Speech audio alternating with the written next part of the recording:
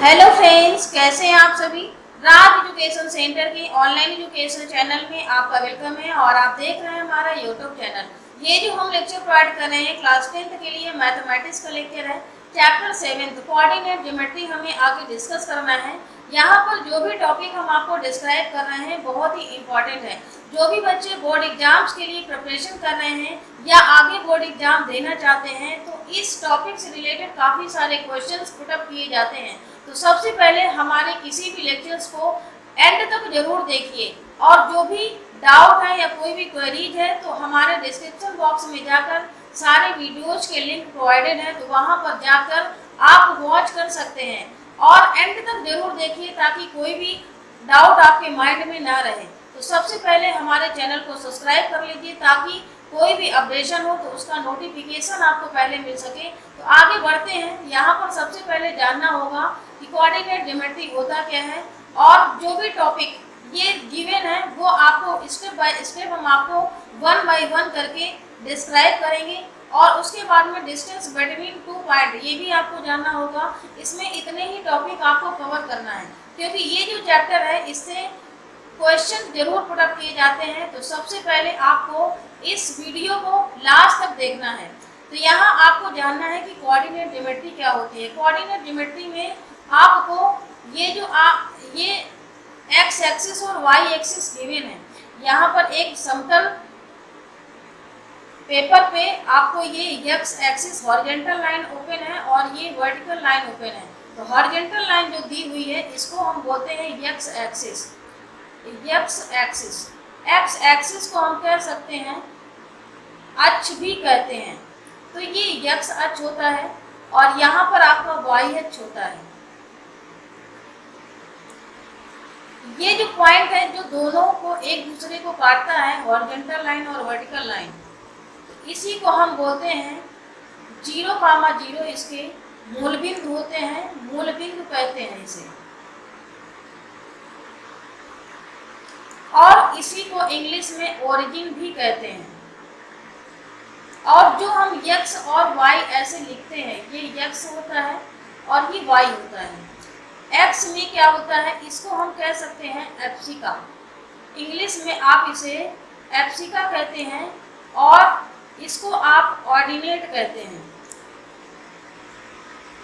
और हिंदी में एप्सिका को आप कह सकते हैं भुज और इसको आप कह सकते हैं कोटि। तो ये आपको ध्यान रखना होगा क्योंकि बहुत ही इम्पोर्टेंट है और यही सबसे बेसिक है और जब तक ये नहीं आएगा तो आगे के आपको कोई भी डाउट नहीं क्लियर होंगे। तो सबसे पहले आपको यहाँ पर जानना है कि ये जो आपका इधर वाला पार्ट है इसको हम कहते हैं प्रथम चतुर्थांश। प्रथम चतुर्थांश जो होता है इंग्लिश में आप इसे चतुर्थांश को फर्स्ट क्वाड्रेंट भी कह सकते हैं। फर्स्ट क्वाड्रेंट ये प्रथम हो गया और ये आपका द्वितीय हो जाएगा यानी कि दूसरा हो जाएगा, सेकंड हो जाएगा, सेकंड चतुर्थांश और ये आपका थर्ड है, ये फोर्थ है। यानी कि इस पेपर में आपको जो दिख रहा है ये जो ग्राफ जैसा बना हुआ है ये फोर्थ चतुर्थांश है। तो यहाँ पर 4 पार्ट में ये चतुर्थांश डिवाइडेड है। अब यहाँ पर आपको ये जो दिया हुआ है इसके जो x और y होंगे वो दोनों पॉजिटिव होंगे और इधर क्या होंगे माइनस होगा और प्लस होगा। माइनस प्लस क्यों होगा कि क्योंकि कोई भी पॉइंट अगर इधर आता है लेफ्ट साइड आता है तो ये क्या है माइनस में वैल्यू रहती है अपोजिट, और ये देखिए इस साइड में अगर जाता है तो ये प्लस में वैल्यू है और इधर आपका जाता है तो ये माइनस में वैल्यू है। यही आपका निर्देशांक ज्यामिति का स्टार्टिंग है और ये है आपका प्लस। इधर y एक्सिस में भी प्लस है और इधर इसके अपोजिट जाएगा तो ये माइनस है। तो इसी के आधार पर मैंने ये प्लस और माइनस लिखा हुआ है और ये सेकंड क्वाड्रेंट में माइनस और प्लस होगा, थर्ड क्वाड्रेंट में दोनों ही माइनस होंगे। जो भी वैल्यूज होंगी वो दोनों माइनस वैल्यूज होंगी जो भी पॉइंट आपके आएंगे। और ये जो क्वाड्रेंट होगा इसमें आपका क्या होगा प्लस होगा पहले और फिर दूसरा माइनस होगा। तो ये आपके कोऑर्डिनेट ज्योमेट्री का इंट्रोडक्शन है और इसी तरह से आपको समझना होगा। इसको हम एक्स एक्सिस बोलते हैं और इसको वाई एक्सिस बोलते हैं। बस इतना आपको याद रखना है। अब इसके बाद में ये जो टॉपिक है second topic, distance between two point. तो इसके लिए एक फार्मूला होता है। जैसे भी कोई भी एक लाइन दी हुई है, मान लेते हैं कि इसी ग्राफ में कोई एक लाइन यहाँ पर गिवन है और उस लाइन की हमें डिस्टेंस बताना है। तो वो जो लाइन दी हुई है, जैसे ये लाइन दी हुई है, मानते हैं इसको ए है, ये बी है, तो यहाँ पर कुछ ना कुछ पॉइंट होंगे और यहाँ बी पर भी कुछ ना कुछ पॉइंट होंगे। तो यहाँ पर आप मान लेते हो x1 है और यहाँ y1 है, 2 पॉइंट दिए हुए हैं, और यहाँ भी 2 पॉइंट आपके दिए होंगे, x2 है और ये y2 है। तो इसका जो डिस्टेंस होगा d, जो दूरी होगी दो बिंदुओं के बीच की दूरी, वो होगी अंडर रूट में आपकी y2 माइनस y1 का square plus x2 minus x1 का स्क्वायर। ये इसका फार्मूला होता है, क्योंकि a और b के बीच की दूरी हमें निकालना है। तो ये आपका फार्मूला है और इसी से आपको दो बिंदुओं के बीच की दूरी को निकालना है। अब आगे ये जो टॉपिक है, हम आपको जैसा जैसा टॉपिक बताते जाएंगे वैसे वैसे इसके बारे में डिस्कस करेंगे और उसी से रिलेटेड आपको क्वेश्चन भी डिस्क्राइब करते जाएंगे। आगे यहाँ पर अब यहाँ बढ़ते हैं एक्सरसाइज पे, क्योंकि ये जो चैप्टर है इसी से रिलेटेड है। यहाँ क्वेश्चन गिवन है, यदि बिंदु ए के निर्देशांक -5, 7 है तो वह बिंदु किस चतुर्थांश में स्थित होगा। यहाँ पर आपको मैंने थोड़ी देर पहले ही बताया है कि माइनस में वैल्यू है या प्लस में वैल्यू है, तो ये सेकंड चतुर्थांश में है। इसको आप आंख मूंद के लिख सकते हो कि ये -5 दिया हुआ है और 7 दिया हुआ है, और वैसे भी आपको ऐसे नहीं आता है तो यहाँ पर आप नोट कर लीजिए -5, 7 आपके 2 पॉइंट दिए हुए हैं। ये आपका x है, ये y है, यही मैंने आपको बताया है। और ये जो x है, x की डिस्टेंस है -5, तो x हमारा ये है, ये x है और ये y है। अब यहाँ पर माइनस की तरफ आपको जाना है, x में -5, ये देखिए पॉइंट आपको दिया हुआ है, ये -5 है। और दूसरा y की तरफ आपको 7 जाना है, तो ये आपका 7 पॉइंट है। तो आप देखिए यहाँ से दोनों तरफ से परपेंडिकुलर आप खींचते हो तो ये पॉइंट आपका निकल के आता है -5, 7। तो ये किस चतुर्थांश में आया, ये आपका द्वितीय चतुर्थांश है। आपको यही आंसर लिखना है कि द्वितीय चतुर्थांश में हमारे ये पॉइंट जो हैं वो लाई करेंगे। सिर्फ इस क्वेश्चन में आपको यही बताना था कि किस चतुर्थांश में स्थित होगा, तो आपको सिर्फ और सिर्फ सेकंड क्वाड्रेंट लिख देना है। इंग्लिश में अगर क्वेश्चन आता है तो सेकंड क्वाड्रेंट लिखना है, और हिंदी में आता है तो द्वितीय चतुर्थांश लिखना है। इसका आंसर जो है यही होगा। नेक्स्ट क्वेश्चन आपका जो दिया हुआ है, यदि बिंदु P के निर्देशांक 3, -9 है तो वह बिंदु किस चतुर्थांश में। देखिए इस क्वेश्चन में भी वही काम करना है, यहाँ भी आपको पॉइंट लिखना है। 3, -9 दिया हुआ है, ये 2 पॉइंट आपके दिए हैं, ये x की तरफ है, ये y की तरफ है। x पे आपको 3 जाना है तो ये आप x पे प्लस की तरफ जाना है तो पॉजिटिव ये वैल्यू है, x हो गया। और y की वैल्यू पर जाना है -9, तो y की तरफ आपको बढ़ना है -9। तो ये देखिए ये y है, ये आपका -9 है, क्योंकि हमें भी पता है कि ये x एक्सिस है, मैंने अभी बताया है y एक्सिस है। तो ये पॉइंट पे हॉरिजॉन्टल लाइन ओपन करते हैं तो ये आपके पॉइंट आएंगे, यहाँ पर ये स्थित होगा 3, -9। तो ये किस चतुर्थांश में है, पहला ये था, दूसरा, तीसरा और चौथा, यानी कि ये चतुर्थ चतुर्थांश में है, चतुर्थ। फोर्थ चतुर्थांश में है और इसका आंसर जो होगा फोर्थ चतुर्थांश ही होगा, फोर्थ क्वाड्रेंट। आप ऐसे भी इसे लिख सकते हैं। नेक्स्ट क्वेश्चन की तरफ जंप करते हैं। कार्तीय तल पर निम्नलिखित बिंदु किस चतुर्थांश में है। अब देखिए काफी सारे पॉइंट दिए हुए हैं, इनको एक एक करके इसी तरह से आपको ये बताना है कि किस चतुर्थांश में होगा। तो सबसे पहले देखिए, अब प्लस प्लस वाले जितनी वैल्यूज होंगी वो पहले चतुर्थांश में होंगी। तो कौन कौन सी वैल्यूज हैं, एक तो ये वैल्यू है और ये वैल्यू है, तो सबसे पहले जो फर्स्ट चतुर्थांश है उसको लिख लेते हैं।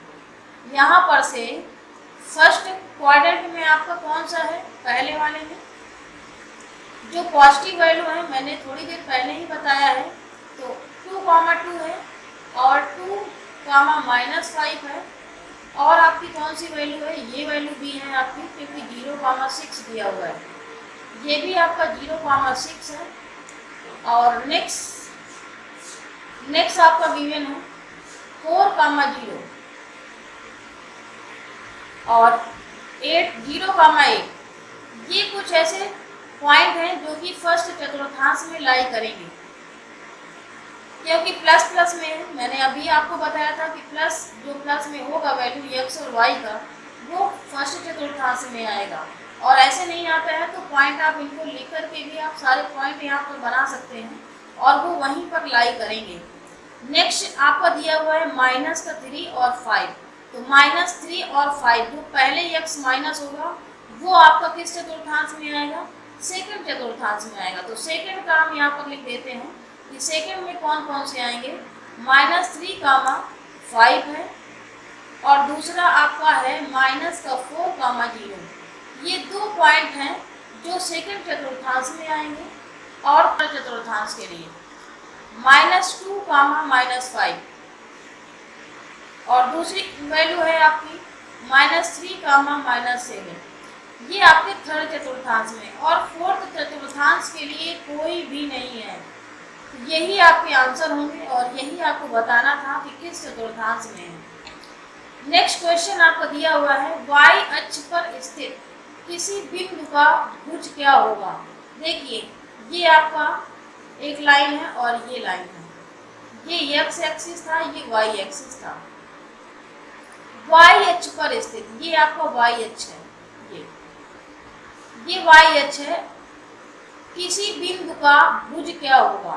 तो y अक्ष पर बिंदु का भुज क्या होगा, आपको भी पता है कि x वाला टॉपिक क्या होगा, x इसको भुज बोलते हैं, x को हम क्या बोलते हैं, भुज, और y को क्या बोलते हैं, कोटि। तो y अक्ष पर भुज क्या होगा, 0 होगा, तो x की वैल्यू जो होगी 0 होगी। तो यहाँ पर आपको जो आंसर लिखना है 0, y आप लिख सकते हैं, ये आंसर लिख सकते हैं। और आप ऐसे भी लिख सकते हैं क्योंकि भुज केवल पूछा गया है, तो 0 भी आंसर इसका, आप किसी बुक में 0 भी लिखा होगा, तो ये भी आप आंसर डायरेक्ट लिख सकते हैं। नेक्स्ट क्वेश्चन आपको दिया हुआ है उस बिंदु की कोटि क्या होगी x पर। देखिए जस्ट अपोजिट क्वेश्चन है, तो यहाँ भी जैसे ये मैंने आपको बताया है कि ये x एक्सिस है, तो आपको अब इसमें बताना है कि उस बिंदु की कोटि क्या होगी। तो ये हमारा x एक्सिस है, ये x एक्सिस है, तो इसी x एक्सिस पर आपको इसका कोड बताना है। तो y यहाँ पर क्या है, y कहीं नहीं लाई कर रहा है, तो y की वैल्यू क्या होगी, 0 होगी। तो यहाँ भी आपको y इक्वल टू क्या लिखना है, 0 लिखना है। या आप आंसर लिखते हैं तो x, 0 भी लिख सकते हैं, तो ये इसके आंसर्स होंगे। नेक्स्ट क्वेश्चन आपको दिया हुआ है यदि कोई बिंदु y अक्ष पर हो तो उसका कौन सा निर्देशांक ज्ञात है। अब देखिए ये आपका x एक्सिस है और ये y एक्सिस है, ये x है और ये y है। यदि कोई बिंदु y अक्ष पर है, ये मान लेते हैं y अक्ष है, y अक्ष होता ही है, y अक्ष पर कोई भी बिंदु दिया हुआ है तो उसका कौन सा निर्देशांक ज्ञात है, ये बताना है। तो y अक्ष पर ज्ञात है तो y का ऑब्वियस सी बात है कि y अक्ष पर दिया हुआ है तो y का ज्ञात होगा और x का नहीं, x का ज्ञात होगा, y का नहीं होगा, सॉरी। तो यहाँ पर x लिखना है और y की वैल्यू आपको 0 लिख देना है, ये आपका आंसर होगा, यानी कि x निर्देशांक आपका ज्ञात होगा,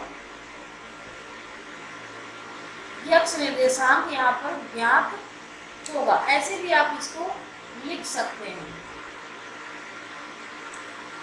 अगला क्वेश्चन आपको दिया हुआ है क्या कोई बिंदु ऐसा हो सकता है जो x अक्ष और y अक्ष पर दोनों हो, उसे क्या कहेंगे। देखिए मैंने अभी थोड़ी देर पहले बताया था कि x अक्ष पर और y अक्ष पर जब दोनों रेखाएं एक दूसरे को काटती हैं तो इस बिंदु को हम क्या बोलते हैं, मूल बिंदु बोलते हैं, मूल बिंदु। मूल बिंदु बोलते हैं, और इनके जो निर्देशांक होते हैं 0,0 होते हैं, या आप ओरिजिन भी कह सकते हैं। ओरिजिन, इंग्लिश में ओरिजिन ही कहते हैं। यहाँ पर इसके निर्देशांक बताना है, उसे क्या कहेंगे ये बताना है। तो मैंने ये भी बताया आपको कि मूल बिंदु कहेंगे इसको, और इसके जो निर्देशांक होंगे 0,0 होंगे। तो ये आपका आंसर होगा 7 का। नेक्स्ट क्वेश्चन आपका दिया हुआ है, यदि युग्मों के बीच की दूरियां ज्ञात कीजिए। यहाँ पर निम्न युग्म दिए हुए हैं और इनके बीच की दूरी ज्ञात करना है।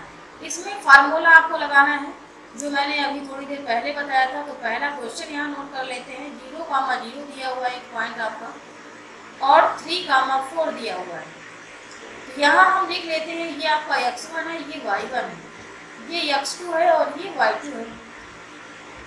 ये आपके पॉइंट यहाँ पर लेट कर लेते हैं। वैसे भी मैंने आपको बोला भी था कि ए और बी के बीच की दूरी अगर दी होती है तो वो भी क्या करना होता है, उनके बीच की दूरी निकालना होता है। तो ये पॉइंट हम ए ले लेते हैं और इस पॉइंट को हम बी ले लेते हैं। तो इसके बीच की जो दूरी होगी d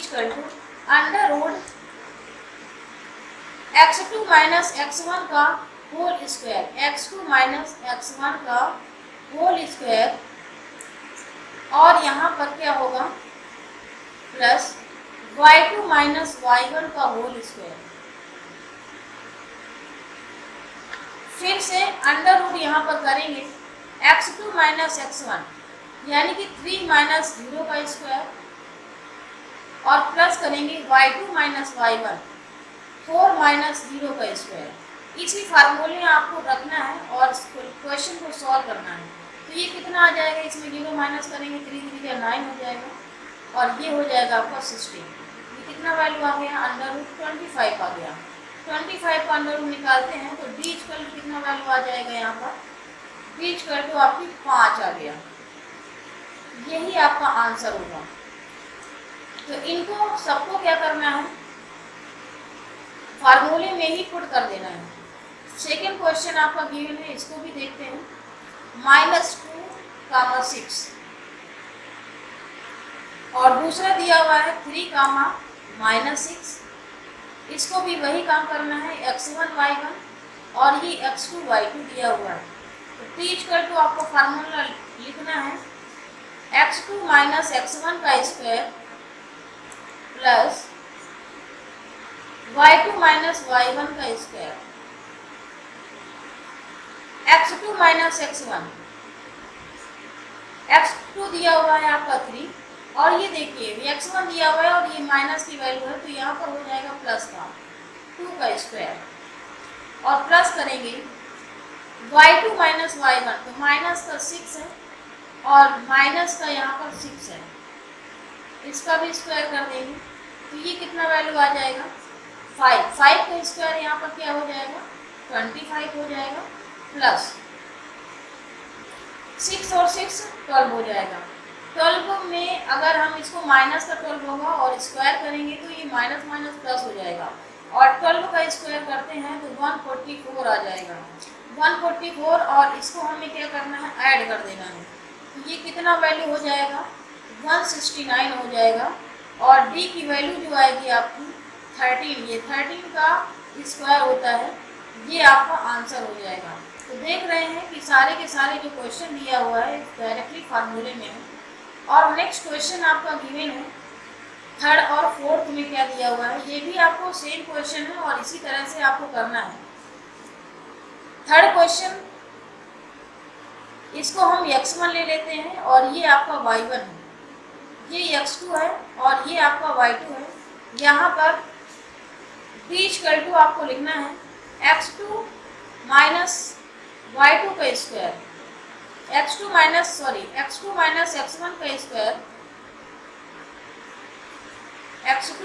x1 का स्क्वायर प्लस y2 y1 का स्क्वायर।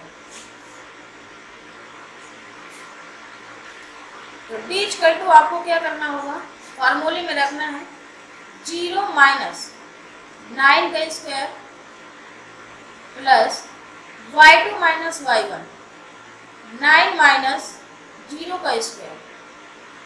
तो ये क्या वैल्यू आएगा, 9 का स्क्वायर कितना हो जाएगा, 81, और प्लस 81, इनको दोनों को सॉल्व करना है।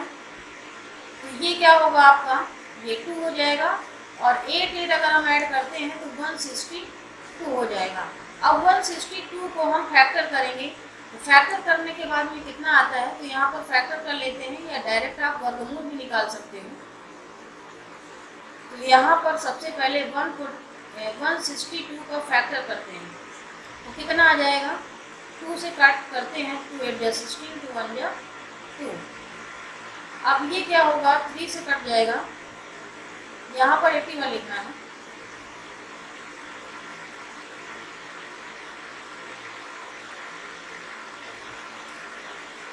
थ्री 2 जा 6 और 3 7 जा 21, 3 9 जा 27, 3 3 जा 9 और 3 से ये कट होगा। तो ये 2 पेयर बन रहे हैं आपके 3, यहाँ पर ये 2 पेयर आपके बन रहे हैं और ये 2 पेयर बन रहे हैं। बच कितना रहा है वो आपको लिखना है। तो 3 × 3 आपके बाहर हो जाएगा और ये आपका √2 में आ जाएगा। तो 3 3 या 9 √2, डी की वैल्यू जो आएगी आपकी 9 √2 आएगी। नेक्स्ट क्वेश्चन आपका गिवन है ए बी, ये क्या वैल्यू दी है a, b और दूसरी वैल्यू आपकी दी है -b, a। x1 है और ये y1 है, ये x2 है और ये y2 है। इसमें भी आपको फार्मूले में रखना है x2 माइनस x1 का square plus y2 minus y1 का स्क्वायर। x2 की वैल्यू आपकी दी हुई है माइनस का b और माइनस का a का square plus y2 minus y1, a minus b का स्क्वायर। अब यहाँ पर माइनस माइनस कॉमन ले लेते हैं तो ये प्लस में हो जाएगा। तो a प्लस b का होल स्क्वायर लगाते हैं यहाँ पर फार्मूले में, तो लिखते हैं क्या हो जाएगा, a square plus b square plus 2ab, ये हो जाएगा। और इस वाले में a माइनस b का होल स्क्वायर लिखाते हैं, a square plus b square minus 2ab, 2ab से 2ab कट जाएगा तो ये कितना बचेगा आपका, 2a square plus 2b square. यहाँ पर आपको कॉमन ले लेते हैं 2, तो a square plus b square. अब इससे ज़्यादा ये सॉल्व नहीं होगा तो d इक्वल टू क्या हो जाएगा, 2 √2 a square plus b square, ये आंसर होगा आपका दिया हुआ है। और इस क्वेश्चन में भी आपको डिस्टेंस का फॉर्मूला लगाना है। तो सबसे पहले यहाँ पर लेट कर लेते हैं, ये x1 है और ये आपका y1 है, x2 y2। अब इसमें d इक्वल टू आपको पुट करना है, जो फार्मूला होता है x2 माइनस x1 का whole square plus y2 minus y1 का स्क्वायर। अब इसी में आपको वैल्यू को पुट करना है और सॉल्व करना है। यहाँ पर वैल्यू पुट करते हैं x2, a cos beta minus x1 a cos alpha का होल स्क्वायर प्लस y2 की वैल्यू आपकी गिवन है a sin beta minus y1 की वैल्यू है a sin अल्फा का होल स्क्वायर। अब देखिए इनका स्क्वायर अगर हम करते हैं तो a स्क्वायर दोनों में कॉमन है और a स्क्वायर को हम कॉमन लेते हैं तो यहाँ पर आपका रूट के बाहर a आ जाएगा और यहाँ आपका जो बचता है उसको पहले यहाँ पर लिख लेते हैं। तो a cos beta minus cos alpha का होल स्क्वायर लिखा हुआ है। तो सबसे पहले हमें क्या करना है, a माइनस बी का होल स्क्वायर अप्लाई करना है। तो यहाँ हो जाएगा आपका cos square beta plus cos square alpha minus 2 cos alpha beta plus यहाँ भी आपको यही काम करना है, साइन स्क्वायर बीटा माइनस या प्लस हो जाएगा sine square alpha minus 2 sine alpha into sine beta, ये आपका होगा। और इसके बाद में क्या करना होगा, ए अंडर रूट। अब देखिए फॉर्मूला होता है कि जैसे कोई भी वैल्यू है कॉस स्क्वायर थीटा या प्लस में साइन स्क्वायर थीटा है, आपका सेम है तो इसका वैल्यू हमेशा 1 होता है। तो हमें क्या करना होगा, ये कॉस स्क्वायर बीटा और साइन स्क्वायर बीटा को हम एक पास में लिख लेते हैं। तो ये आपका वैल्यू देगा sine square beta plus cos square beta, और फिर से साइन स्क्वायर अल्फा को लिख लेते हैं, sine square alpha plus cos square alpha. अब यहाँ पर क्या करना है, माइनस का 2, ये दोनों वैल्यू को लिखना है। तो ये वैल्यू आपकी हो जाएंगी cos alpha cos beta minus 2 sine alpha sign beta. अब आगे देखिए यहाँ पर होगा आपका ए अंडर रूट, ये दोनों वैल्यू आपकी क्या दे रही है, ये आपका 1 वैल्यू देगा और ये भी आपका 1 वैल्यू यहाँ पर देगा। तो ये दोनों वैल्यू 1 और 1 ऐड हो जाएगा तो ये 2 हो जाएगा यहाँ पर, और 2 माइनस 2 इसमें से आप कॉमन ले लेते हो तो ये कितना वैल्यू बचता है, कॉस अल्फा कॉस बीटा, और प्लस का हो जाएगा साइन अल्फा साइन बीटा। अब ये भी एक फार्मूला ही लिखा हुआ है, cos A minus B is equal to होता है cos A cos B plus sine A sine B. इसी फार्मूले में आपको यहाँ पर पुट करना है वैल्यू को। तो ये आपका जो आंसर आएगा A under root 2 minus 2 cos A minus B, ये आएगा। और इसमें 2 अगर आप कॉमन ले लेते हो तो ये हो जाएगा ए अंडर रूट 2, इसमें कॉमन लेते हैं तो ये आपका होगा 1 minus cos A minus B, ये आपका आंसर होगा। और ये जो क्वेश्चन है इसका आंसर जो डिस्टेंस आपकी निकल के आएगी यहीं पर होगी, इक्वल टू, ये आपका आंसर यहाँ पर हो जाएगा। और नेक्स्ट क्वेश्चन आपका दिया हुआ है, क्या बिंदु 3, 2, -2, -3 और 2, 3 एक त्रिभुज बनाते हैं? यदि बनाते हैं तो किस प्रकार का त्रिभुज बनता है? तो सबसे पहले यहाँ पर 2 देखिए, एक यहाँ पर पहले हम ट्रायंगल बना लेते हैं। ये मान लेते हैं कोई ट्रायंगल है और यहाँ पर हम ABC नाम भी दे देते हैं। तो ये A, इसकी जो पॉइंट दिया हुआ है 3, 2 है, और दूसरा आपका B पॉइंट है और इसका है 2 माइनस में और माइनस का 3, और जो C दिया हुआ है 2, 3। ये तीनों पॉइंट आपके दिए हुए हैं। अगर हम AP डिस्टेंस निकालते हैं और BC निकालते हैं और AC निकालते हैं तो 2 डिस्टेंस आपको निकालनी होगी। AB पहले निकालते हैं तो AB के लिए आपको क्या लगाना होगा, ये आपका AB है। AB के लिए सबसे पहले A और B के पहले पॉइंट लिख लेते हैं। तो A का पॉइंट जो दिया हुआ है 3, 2 है, और जो B का पॉइंट है -2, -3। अब इसमें हम x1 y1 लिखते हैं, x2 और y2 ये दिया हुआ है। तो D इक्वल टू आपको सीधे फार्मूले में लिखना है x2 माइनस x1 का स्क्वायर। तो यहाँ पर माइनस में वैल्यू है और माइनस में 3 का whole square plus y2 minus y1, y2 की वैल्यू आपकी -3 है और -2 है, इसका भी होल स्क्वायर आएगा। तो ये जो वैल्यू आपकी आती है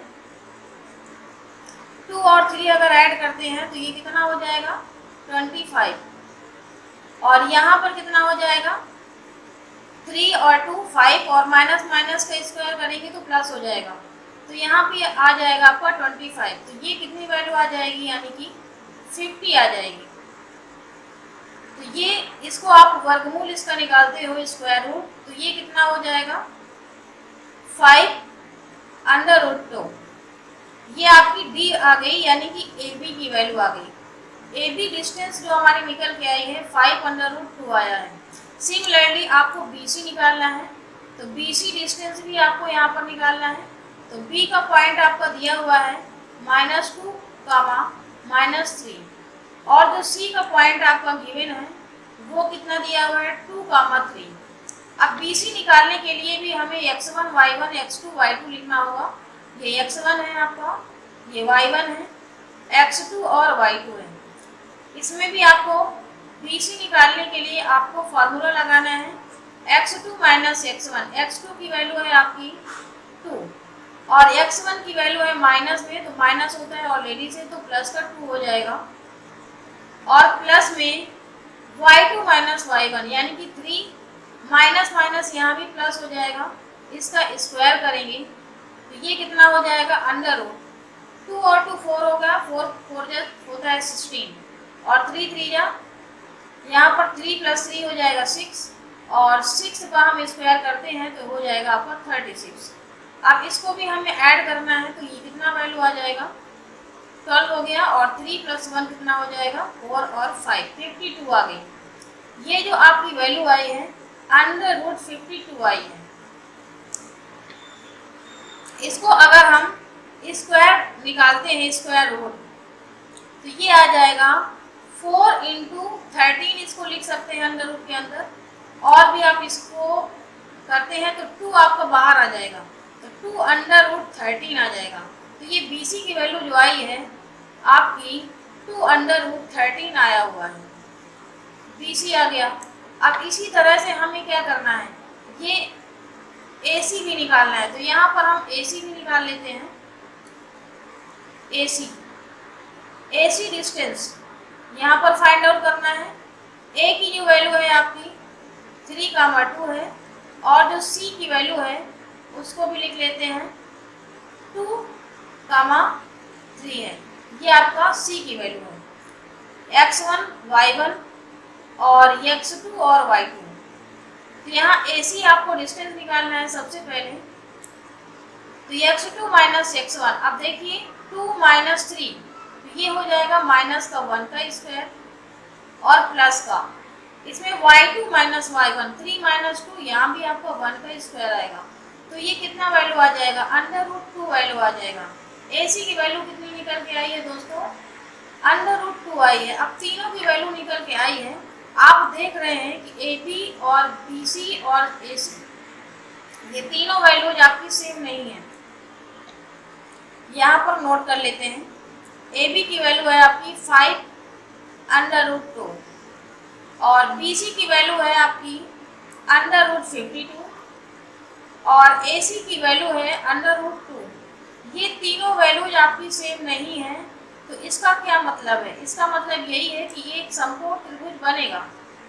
आपको यहीं पर ये बताना है कि ये समकोण त्रिभुज बनेगा, राइट एंगल, इसको आप कह सकते हैं कि राइट एंगल बनेगा, क्योंकि राइट एंगल ही ऐसा एक कोण होता है जिसमें तीनों साइड इक्वल नहीं होती हैं। तो ये आपका आंसर होगा। नेक्स्ट क्वेश्चन आपका है, दर्शाइए कि बिंदु 1, 7, 4, 2, -1, -1 और -4, 4 एक वर्ग के शीर्ष हैं। तो ये कैसे आपको पता चलेगा कि वर्ग के शीर्ष हैं? यहाँ पर आपको एक हम वर्ग बनाते हैं, ये आपका वर्ग में क्या होता है कि चारों साइडें बराबर होती हैं। ये मैंने आपको पॉइंट लिख दिया ABCD। ए की वैल्यू है आपकी 1, 7, बी की वैल्यू है आपकी, बी के पॉइंट जो दिए हैं 4, 2 है, और सी के पॉइंट है -1, -1, इसके पॉइंट है -4, 4। अब हमें क्या करना होगा, वर्ग के शीर्ष को दिखाने के लिए सबसे पहले इनका सबका डिस्टेंस निकालना पड़ेगा। अगर ये सारे डिस्टेंस वर्ग में सारी साइड जो होती है वो इक्वल होती हैं, अगर ये सारी साइड इक्वल आ जाती हैं, AB, BC और CD, इनकी वैल्यू अगर सेम आ जाती है, AB डिस्टेंस भी सेम होना चाहिए, BC भी सेम होना चाहिए और CD और AD, ये चारों साइड अगर आपकी इक्वल आ जाती हैं तो ये वर्ग के शीर्ष आपके माने जाएंगे। यहाँ आपको ये वेरीफाई हो जाएगा कि ये वर्ग के शीर्ष हैं। तो सबसे पहले हमें क्या करना होगा, एक एक करके हमें डिस्टेंस निकालना है इनका। तो ए बी का डिस्टेंस हम पहले निकालते हैं। ए के पॉइंट आपके कितने गिवन है, 1,7 है, और बी का जो पॉइंट दिया हुआ है 4,2 है, x1 y1 है, x2 y2 है। यहाँ पर ए बी निकालने के लिए सबसे पहले अंडर रूट लगाते हैं और x2 माइनस x1 4 माइनस 1 यानी कि 3 का स्क्वायर हो जाएगा, plus y2 minus y1, y2 की वैल्यू 2 है और इसको हम 7 माइनस करेंगे तो कितना हो जाएगा, 2 माइनस 7 यानी कि 5 आ जाएगा, माइनस 5 का स्क्वायर हो जाएगा। तो ये डिस्टेंस कितनी निकल के आती है, 3 3 या 9 हो जाएगा और 5 5 का कितना हो जाएगा, 25। 25 में 9 ऐड करना है, कितना हो जाएगा, यहाँ पर आ जाएगा आपका 34। ये ए बी की वैल्यू जो आई है आपकी 34 आई है। अब इसी तरह से हमें क्या करना है, बी सी की निकालना है। बी सी के पॉइंट आपको नोट करना है। पी के पॉइंट आपके दिए हैं 4,2 और जो सी का पॉइंट आपका गिवन है -1, x2 y2। अब इनमें हमें BC की डिस्टेंस निकालनी है। तो BC के लिए हमें क्या करना होगा, x2 माइनस x1, देखिए -1 है और माइनस का 4 है, तो ये हो जाएगा माइनस का 5 का स्क्वायर, और प्लस यहाँ पर लगाएंगे y2 माइनस y1, -1 है और माइनस का यहाँ पर 2 हो जाएगा, -1 और -2 का होल स्क्वायर। तो ये कितना वैल्यू आता है, 25 यहाँ पर आएगा और 2 में से 1 ऐड करेंगे तो माइनस माइनस यहाँ पर भी माइनस ही रहेगा और स्क्वायर करेंगे तो प्लस हो जाएगा। तो 3 3 यहाँ पर हो जाएगा 9। इसको भी अगर हम ऐड करते हैं तो ये हो जाएगा √34। तो देख रहे हैं आप ए बी और बी सी की वैल्यू क्या आ रही है, √34 आ रही है। अब यहाँ पर आपको सी डी और ए डी निकालना है, तो दोनों हम यहाँ पर वैल्यू लिख लेते हैं। सी डी पहले निकालते हैं। तो C के पॉइंट क्या दिए हुए हैं आपके, -1, -1, और D की जो पॉइंट है इसको x1 ले लिया, y1 ले लिया, और D का जो पॉइंट आपका गिवन है -4, 4, इसको x2 और y2 ले लिया। और इसी तरह से हमें क्या करना है, AD भी निकालना है। AD भी हम यहाँ पर लिख लेते हैं। इनके पॉइंट, A के पॉइंट आपके क्या गिवन है, 1,7 है, ये आपका x1 हो गया, ये y1 हो गया, और B का जो पॉइंट आपका गिवन है, D का जो पॉइंट आपका गिवन है यहाँ पर, वो आपका दिया हुआ है -4, 4, ये आपका x2 और y2 है। अब इनको हमें क्या करना है, दोनों का डिस्टेंस निकालना है। तो CD की वैल्यू आपको निकालना होगा। CD = आपको डायरेक्टली अप्लाई करना है, x2 माइनस x1, देखिए 4 और माइनस माइनस यहाँ प्लस हो जाएगा, तो 5 का स्क्वायर यहाँ पर भी हो जाएगा, और ये देखिए आपका -4 है और यहाँ पर प्लस में आ जाएगा, क्योंकि y2 माइनस y1 यहाँ पर प्लस का वैल्यू आया, और x2 माइनस x1 अगर करते हैं तो ये प्लस की वैल्यू हो जाएगी, और ये वैल्यू जो आएगी -3 का स्क्वायर आएगा। आप इसे सॉल्व करते हो तो कितना आ जाता है, 25 प्लस 3 3 या 9, इसको भी आप ऐड करेंगे तो कितना वैल्यू देगा, ये √34 आ रहा है। देखिए CD की वैल्यू भी आपको कितनी आ गई है, 34 आ रही है। अब AD की हमें निकालना है, तो यहाँ भी आपको AD का डिस्टेंस निकालना होगा सबसे पहले। तो AD का डिस्टेंस निकालने के लिए हमें क्या करना है, x2 माइनस x1, -4 है और माइनस यहाँ पर x2 माइनस x1 कितना दिया हुआ है, -4 और -2, ये कितना हो जाएगा, -5 का स्क्वायर, और प्लस y2 4 - 7 यानी कि -3 का स्क्वायर, y2 माइनस y1, तो ये वैल्यू कितनी देगी, ये भी वैल्यू जो आपका आएगा 25 प्लस 9 √34। तो आपको क्या दिख रहा है, AB = BC है और BC = CD भी है। ये सारी वैल्यू एक दूसरे के इक्वल हैं। तो ये कितनी वैल्यू आ रही है, √34 आ रही है। और हमें पता है कि वर्ग की जो प्रॉपर्टी होती है स्क्वायर की, उनमें सारे साइड बराबर होते हैं, उनका एंगल भी इक्वल होता है। तो ये क्या होगा, आपका आंसर यही होगा और यही आपको प्रूव भी करना है। तो यहाँ पर आप लिख सकते हो कि हेंस प्रूव्ड हो चुका है। सारी वैल्यूज आपकी सेम है, सारी साइड जो है वो इक्वल वैल्यू दे रहा है। तो ये सारे पॉइंट जो है एक वर्ग के निर्देशांक हैं।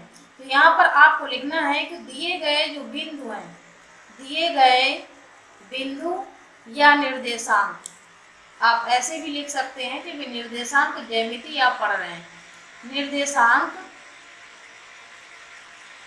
वर्ग के शीर्ष हैं, वर्ग के शीर्ष हैं।